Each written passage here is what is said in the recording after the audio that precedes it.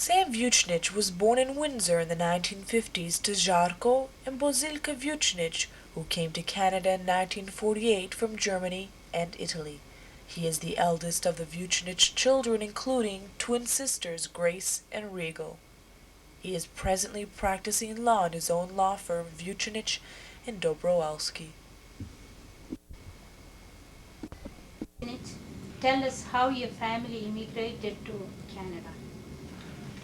Okay, as I understand it, my parents, after the war, at least at the end of the war, were in Italy for a number of years, and then were able to make their way from Italy into Germany, and from Germany on a boat they came to Canada. That was in 1948, I believe. And after they arrived in Canada, there was a government work program of some kind where, as an immigrant, you had to work in order to, I guess, get a start in Canada. They did that for, I believe, a year in the tobacco area of Ontario, and then moved to Windsor. And I was born in Windsor in 1950. Why did they move to Windsor? I really don't know. I think it was just opportunity. There were automotive factories here, that sort of thing. I know that a lot of Serbian people ended up in Windsor in the early 50s. Tell us about your childhood. Well, I grew up in the Drouillard Road area of Windsor until I was 9. I went to Grčanica Church. And at the age of 9, my parents bought a business in Amherstburg, and I left the Windsor area and took up residence in Amherstburg, where I stayed from the age of 9 until 19 when I went to university. My father had a business there, and we all worked in the business. He ran one thing, my mother ran the kitchen, and What the was kids the did name? whatever we had to. It was Duffy's Tavern, is what it's called. It was just a small sort of a house then, and now it's a pretty large business. Okay. Tell us about your schooling education. Okay. I went to Amherstburg Public when I moved to Amherstburg. From Amherstburg Public School, I attended General Amherst High School.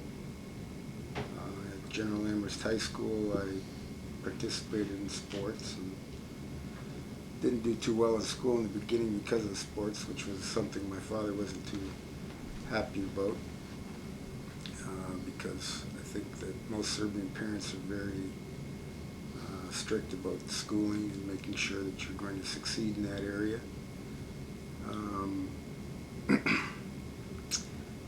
And I actually went through high school there at General Amherst the whole time, even though there were considerations about going to places like Assumption High School in Windsor and that sort of thing, because they were better for athletics. Once I completed my education in Amherstburg, I then went to the University of Western Ontario. I got my BA there in economics and history. I then came to Windsor and took a master's in business administration, completed that program, then went to law school at Windsor and completed that program as well in 1978. While in school, I was pretty active, not only in sports but in politics, which is probably why I'm not too active in politics today. I was president of the student council in high school. I was president of the grade 13 class. I was, in terms of athletics, top male athlete in my graduating year, most valuable player in a number of sports. I also played hockey, which wasn't a high school sport then. It was sort of, Amherstburg had a team. Also very active in baseball. So it was quite a well-rounded athletic career, I guess. And I was actually going to hopefully play basketball for Western when I got there, but that was an awfully big place, and I ended up being about a month late for practice, and there was just no hope of getting on a team after that, and that was sort of the end of my athletics in school. And then I just went on, and as indicated to you earlier, I did my BA, then I did my MBA. When I did my MBA at Windsor, I was president of graduate students, and by the end of that sort of political episode in my life, having been on the seated on the Senate of the University of Windsor, various committees, I really got my fill of politics at that stage, and I haven't been involved since, either in sort of Ontario or federal politics, or even the politics that are prevalent in the Serbian community, I guess I could say. Why did you become a lawyer? Well, I think that that wasn't totally my decision. My parents were, as I said, rather strict about education. It's not like today where you see people that are, you know, and I don't fault them for this, but they don't even consider anymore going to university, that sort of thing. There's no question in our household about going to university. The only question then was, which one are you going to go to? And it was sort of always given that you would attain some profession of some kind. At least, you know, the first son would. I don't think they thought that it was that important for daughters to be lawyers or accountants or doctors then. But certainly where the first Serbian son was concerned, there was an awful lot of pressure and an awful lot of support. I mean, without the support, I would have never made it, because quite frankly, I didn't like law school very much. And it was a very difficult thing to do after having done a master's degree, because in a master's program, you're basically on your own, and then you go to law school and they try to completely change the way you think. And it's a very difficult process to go through. And, you know, my parents were always working, but there was never anything that I needed or really wanted in my life, I guess, that I couldn't have, either by asking for it or working for it. I mean, they gave me the means to do both. I mean, thank God they were successful in their business, and they could provide things for me so that I didn't have to work part-time when I was going to school and that sort of thing. But they also gave me the availability of a job, let's say in the summertime, because of the family business and all that, where I could make my own money, which would allow me to buy things that I needed as well. So we've been blessed as a family. If not law, what would you choose? I think my first choice would have been hockey player, but that didn't work out too well. So I thought about being an architect at one time. But I don't know, there's just something, quite frankly, about going through school and coming out and not being able to call yourself something, like a lawyer or a doctor or a pharmacist or an architect, you know, as opposed to, yeah, I've got a BA. So those were the sort of driving forces, I guess. After graduating law, where did you practice? I practiced in Windsor. I was very fortunate in that regard as well. I was able to hook up with a very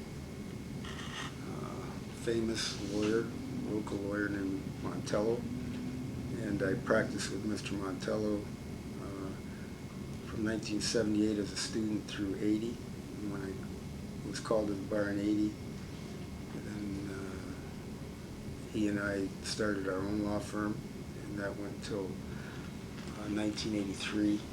Partnership was formed in 1981, so I had a very nice start. And then I got to an accident in 1983, and I was off for almost 3 years, which sort of ruined everything that I'd built up until that point. And then in 1986 I started again, and by myself, and now 6 years later, is it now, that I've got a partner now and about 8 employees. 2 of them are lawyers, so it's back to what I was taught by my parents. If you want to work, that's there. Describe your practice a little bit more. What kind of law you practice? We do mostly litigation. I do mostly criminal litigation, but I do civil litigation as well, being car accidents, and there's other litigation, commercial litigation between businesses, but most of it's all courtroom work. And then we have other lawyers who do other areas, but we try to service, as many people as we can, obviously, in the different areas of law that present themselves. But nowadays you can't be an expert in every area, so we've sort of restricted ourselves to the litigation end of things. That would be sort of like a barrister in England. A solicitor would prepare the file, the barrister would argue in court. So if you wanted an analogy to the English system, we'd be barristers. What would you be doing in 10 years from today? 10 years from today, making plans to go to the Serbian golf tournament, wherever that may be, as I'm going to go next month. And hopefully by that time, taking it a bit easier. I'll still be a young man by that, but I've got my kids, and hopefully I'll... Any future plans regarding the... Oh, I've got all kinds of things that are on the go. I have my family business. My father's 71, my mother's 71. Fortunately, both my sisters are very active in that business, and I guess are running it for the most part. Although my father, being the Serbian man that he is not going to give up control. So there are a lot of possibilities. Right now I'm just trying to pay attention to this one area and some of my other pursuits. I have other investments, businesses that I have an interest in. Tell us about your involvement and contributions to the Serbian community. Well, that's a difficult question. I don't really participate as much as I would like to in the Serbian community, but then to participate in the Serbian community, you have to have an awful lot of time, because there are a lot of people with a lot of different ideas and a lot of opinions, and what should be a 2-hour meeting can turn into an 8-hour meeting. And quite frankly, I don't have the time for that, given the time constraints I'm under with my practice, and I want to spend time with my wife and my children. I get to the Serbian Hall generally at the end of the meeting, if I go at all. And I help out, carousel, I'll bartend, and if there are legal issues that have to be addressed, I'll take care of those. I keep in touch with a lot of the people in the Serbian community because of my practice. Not to say that they need a criminal lawyer, they just need legal advice from time to time. So I keep in touch and try to help out as much as I can. But obviously, one only has so much time that one can devote to various things. And do you keep Serbian culture and heritage in your family right now? I do, although I didn't marry a Serbian girl. My children are Serbian Orthodox. They're christened. My wife is Serbian Orthodox by her own choice. I think that's one thing that people should look at very closely. You shouldn't, in my opinion, ever force anyone to convert to a religion. My wife actually made that decision without my knowledge, and got a kuma and they went to church and they took care of it. I knew by the time we got to the church what they were doing, but she hadn't really told me about it, which I really respected her for. I would have respected her had she not made that decision, but the manner in which she handled it was, I thought, commendable. And it was important. It was important to me. And but there, the whole thing is fraught with difficulties now because I understand the language, and my wife understands, certain words, and my children understand certain words, but it's difficult to get them to go to church because they don't understand what goes on in the church. And I think that's one of the things that we're going to have to address as Serbians in the future.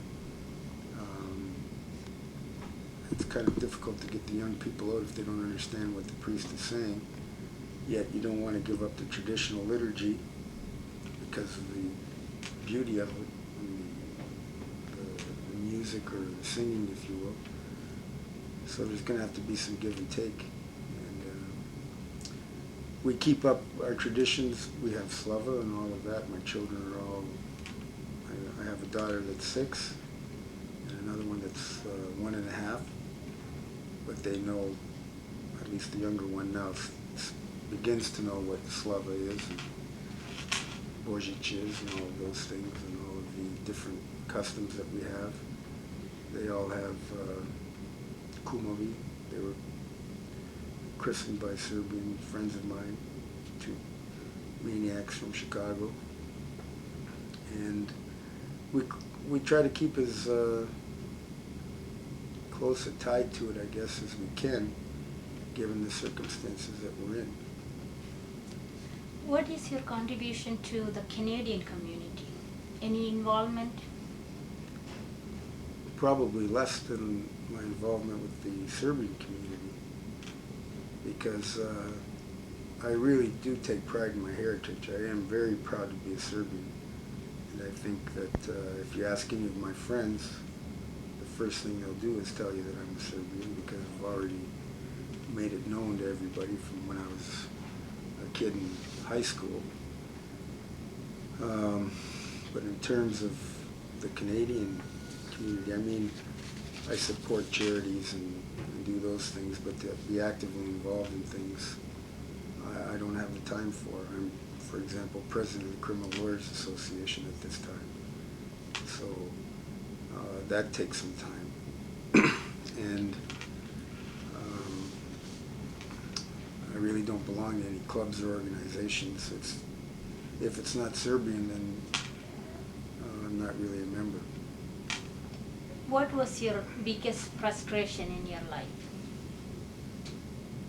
My biggest frustration in my life.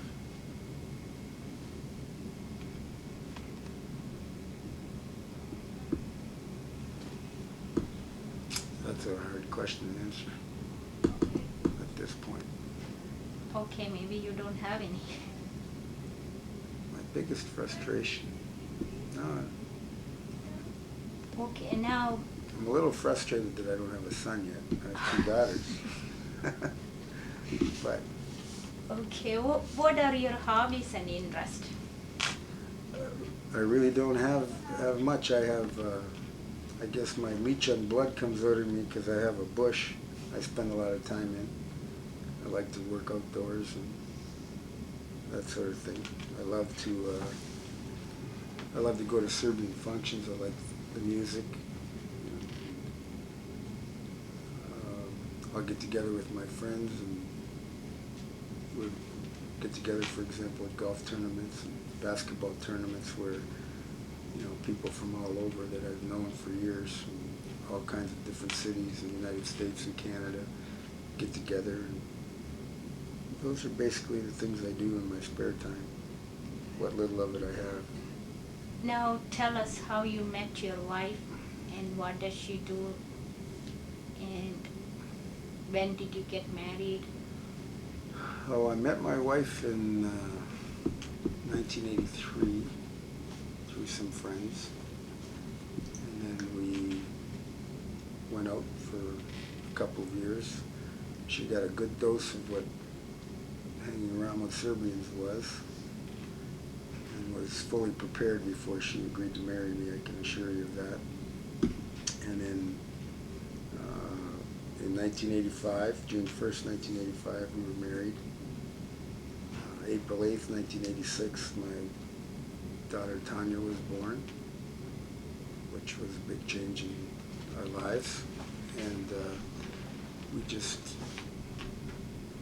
I don't know, worked, and we like to travel. We like to get around and go to different places, vacation. And then